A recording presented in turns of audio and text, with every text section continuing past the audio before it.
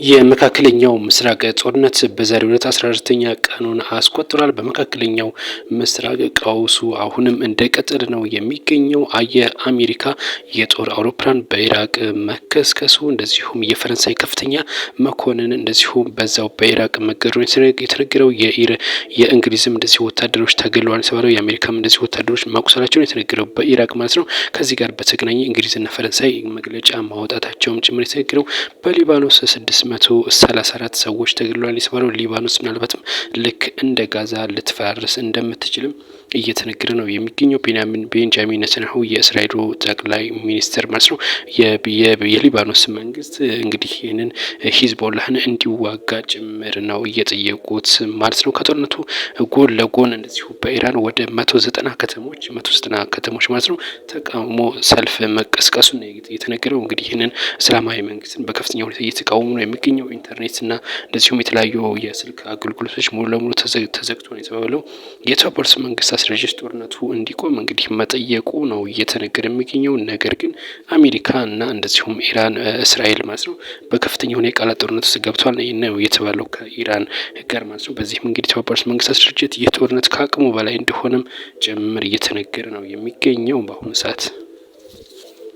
ኩባ በመጨረሻም እጅ መስጠቷ ነው እየተነገረ የሚገኘው። የኩባው ፕሬዝዳንት ሚጌል ዲያዝ ዛሬ በሰጡት መግለጫ መንግስታቸው ከትራምፕ ጋር ንግግር መጀመሩን ነው ይፋ ያደረጉት። ይህ መግለጫ የተሰጠው በሀገሪቱ የኃይል እና የሰብአዊ ቀውስ በከፋበት በዚህ ወቅት መሆኑን እየተነገረ የሚገኘው። ትራምፕ ሲያስጠነቅቁ መቆየታቸውም እንደ ቬንዙዌላ እንደዚሁም እንደ ቬንዙዌላው መሪ ኒኮላስ ማዱሮ በቁጥጥር ስር ይውላል ሲሉ ነበር እንግዲህ ሲዚቱ የነበሩት ፕሬዚዳንቱ ባለፉት 3 ወራትም አንድም ነዳጅ ወደ ኩባ እንዳይገባ ማዕቀብ መጣላቸው ይታወቃል። እናም በኩባ ውስጥ ሙሉ ለሙሉ የኤሌክትሪክ አገልግሎት ተቋርጧል ነው እየተባለው። በከፊል አንዳንድ ቦታዎች ካልሆነ ሙሉ ለሙሉ ተቋርጧል ነው እየተባለ የሚገኘው። በዚህ ሰዓት ነው እንግዲህ የኩባው ፕሬዚዳንት እንግዲህ ከትራምፕ ጋር ንግግር ማድረግ መጀመራቸው የተነገረ የሚገኘው። እንግዲህ ዶናልድ ትራምፕ ተሳክቶላቸዋል ነው እየተባለ የሚገኘው። እነዚህና በርካታ መረጃዎች እንዲደርሳችሁ እናት ዩቲዩብ 612 ላይ ይከታተሉን። መልካም ቆይታ።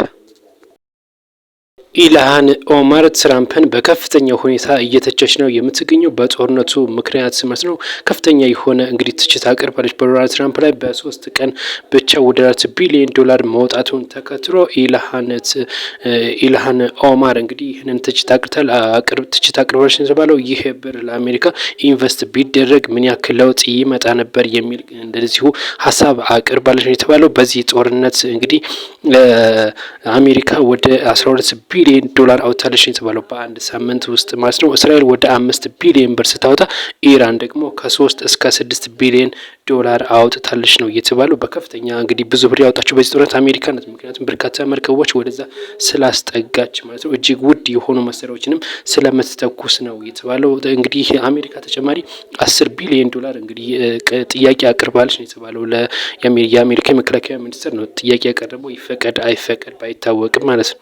በ12 ሚሊዮን ብር የተገነባው ድልድይ ብዙዎችን እያነጋገረ ነው የሚገኘው። በአማራ ክልል ደቡብ ጎንደር ፎገራ ወረዳ ነው በ12.6 ሚሊዮን ብር የተገነባው ድልድይ ብዙዎችን እያነጋገረ ነው የሚገኘው። የሚያነጋግረው ደግሞ በጥራቱና እንደዚሁም ደግሞ ባለው የአሰራር ሁኔታ ነው ብዙዎች የተነጋገሩበት ነው የተባለው። ድልድዩ ግንባታው እንግዲህ ወጪ እንደዚህ ተጋኗል የሚልም ነው እንግዲህ የተነገረ የሚገኘው። በጀቱ ምንጭ ምግብ ስርዓት ማጠናከሪያ ወይም FSRP ፕሮጀክት ነው ይሄንን ድጋፍ ያደረገው ብር ማለት ነው።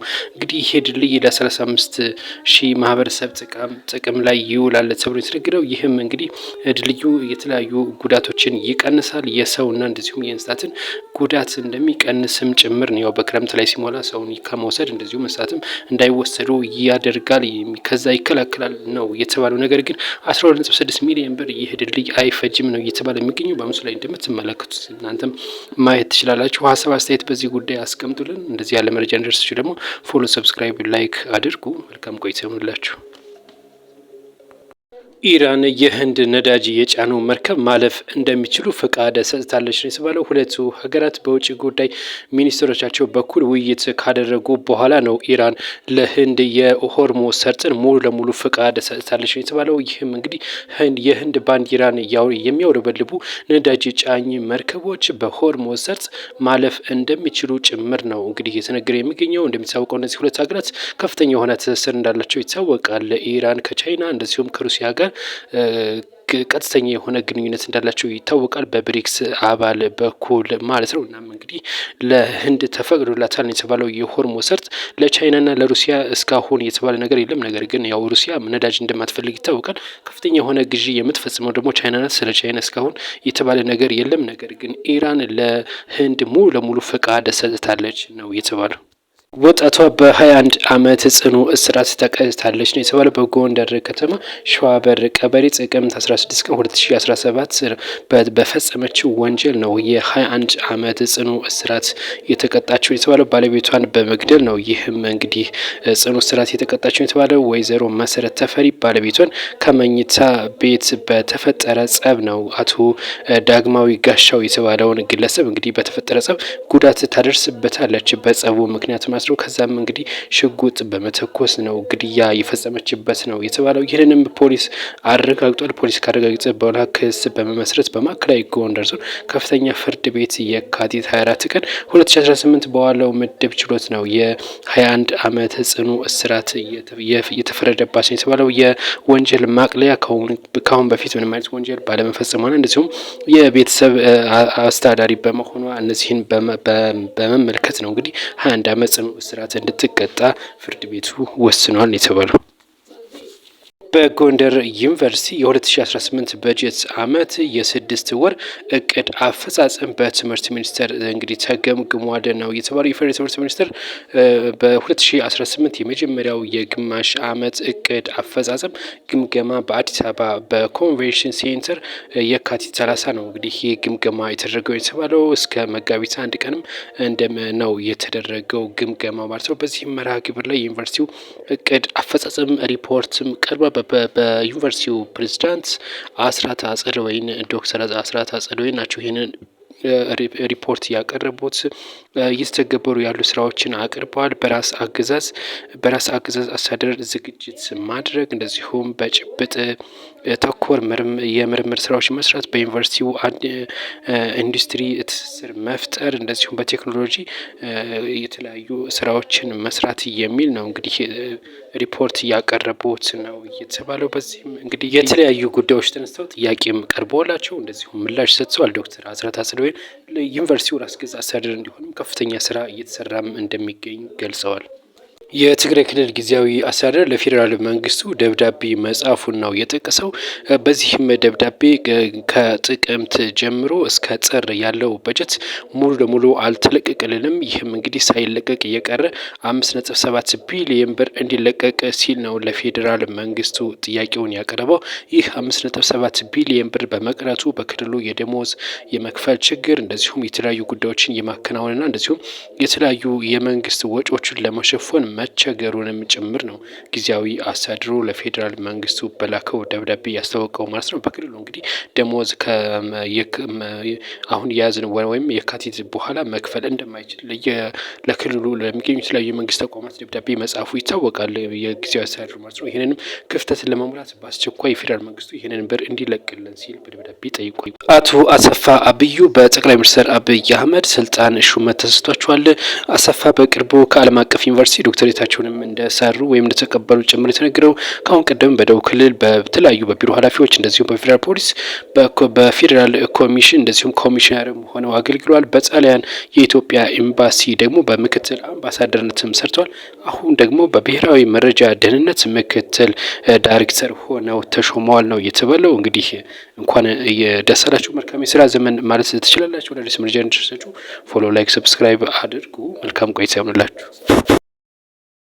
በጋሞ ዞን የተከሰተው የመሬት መንሸራተት በርካታ ባለስልጣናቶች ሀዘናቸውን እየገለጹ ነው የሚገኙት። የኢትዮጵያ ምክትል ጠቅላይ ሚኒስትር ተመስገን ጥሩነህ እንደዚሁም የሀዘን መግለጫ አውጥተዋል። እንደዚሁም ደግሞ የሕዝብ ተወካዮች ምክር ቤት አፈ ጉባኤ ታደሰ ጫፎም በቦታው ላይ በመገኘት ከተለያዩ ባለስልጣናት ጋር ማለት ነው እንደዚሁም ሀዘናቸውን በቦታው ተገኝተው ገልጿል። እንደዚሁም ደግሞ ክልሉ ለ3 ቀናት የሚቆይ ሀዘን ማወጁን ነው እንግዲህ መረጃዎች እየወጡ የሚገኙት። በዚህ እንደዚሁም ከአርቲስቶች ደግሞ አስጌ እንደዚሁ እንግዲህ በቦታው ተገኝቶ እሱም ሀዘኑን ገልጿል። ኢትዮጵያ ሕዝብም እንደዚሁ እርዳታ እንድታደርጉ ሲልም ነው ጥሪ ያቀረበው ማለት ነው። እንግዲህ አርቲስቶችም የተለያዩ ግለሰቦችም በዚህ ሀዘናቸውን እየገለጹ ለሚገኙት ከ100 በላይ ነው እንግዲህ ህይወታቸው ያለፈው። እስካሁን ባለው መረጃ ወደ 105 አካባቢ የሚጠጉ እንግዲህ ህይወታቸው ማለፉ ነው የተነገረው።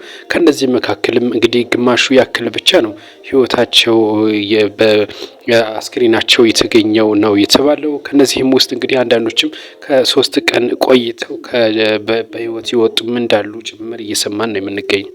አንድ የቻይና ዜግነት ያለው ግለሰብ 2000 ጉንዳኖችን ይዞ ለመውጣት ሲሞክር በቁጥጥር ስር መዋሉ ነው እየተነገረው። በናይሮቢ ጆሞ ኬንያታ አውሮፕላን ማረፊያ ነው በቁጥጥር ስር የዋለው ሲሆን ግለሰቡ ሜሶር ሴፍ ሎቴስ የተባሉ 1948 የጓሮ ጉንዳኖችን ነው እንግዲህ በልዩ ሁኔታ ይዟቸው ለመውጣት ሲሞክር ነው የተያዘው ነው የተባለው። እነዚህ እንግዲህ የያዛቸው በቱቦዎችና እንዲሁም ደግሞ 300 የሚሆኑትን ደግሞ ለሽንት ቤት በሚያገለግሉ እቃዎች ነው እንግዲህ እየጠቀለላቸው ወይም የያዛቸው ነው የተባለው። እነዚህን ጉንዳኖች እንግዲህ በእነዚህ ጉንዳኖች በዓለም አቀፍ እንግዲህ ጥበቃና ከለላ የሚደረግላቸው በመጥፋት ላይ ያሉም ጭምር እንደሆኑ ነው የተነገረው።